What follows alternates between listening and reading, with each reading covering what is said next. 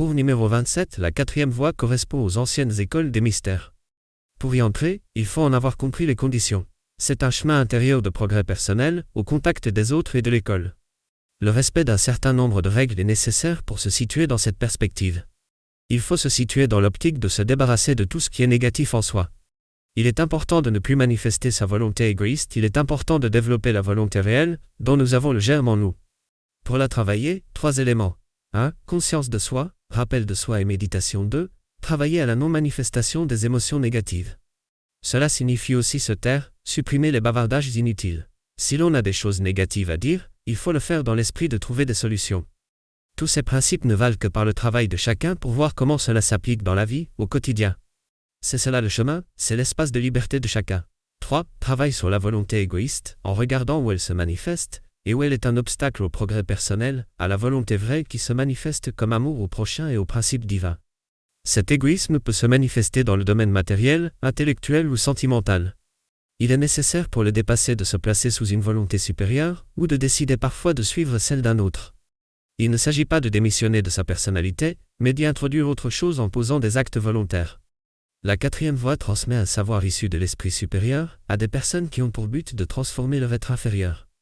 Il ne sert à rien de comparer les écoles ou les progrès de chacun, mais on peut faire les choses pour soi et pour l'humanité à laquelle on appartient. Le but est de transformer l'inférieur en soi en quelque chose de supérieur. Cette transformation n'est possible que grâce à ce savoir issu d'une conscience supérieure. Comprendre, c'est toujours savoir et être.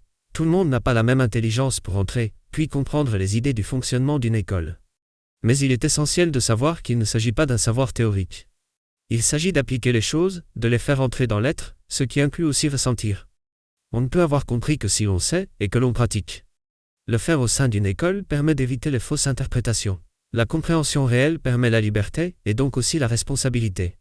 Il est essentiel de se libérer de toutes ces illusions, en particulier sur soi-même, illusion d'être libre, illusion d'être une individualité, illusion de se croire conscient. Il faut utiliser ces illusions pour avancer, mais reconnaître tout ce qui est lié. Le savoir peut être transmis, mais jamais l'être, qui lui doit être développé par chacun. Et pour celui qui veut, il n'est pas d'obstacle réel à la volonté de se développer. Il y a 8 principes de base sur le chemin intérieur. L'être humain est incomplètement développé, son évolution est possible. Par un travail conscient et volontaire, tous n'évoluent pas, car la société mène à un renfermement sur soi de plus en plus grand. Pour celui qui le décide, il y faut beaucoup de volonté. L'être humain ne se connaît pas. Il est programmé, mécanique. L'être humain n'est pas libre, ni des impulsions extérieures, ni des pulsions intérieures. À partir d'une compréhension réelle, il peut devenir libre et créateur. L'homme n'est pas un moi unique, mais une multitude de moi qui tirent chacun dans des directions différentes. Le sentiment d'unité, pourtant, nous vient de notre nom, des sensations du corps physique et de l'ensemble de nos tendances et habitudes.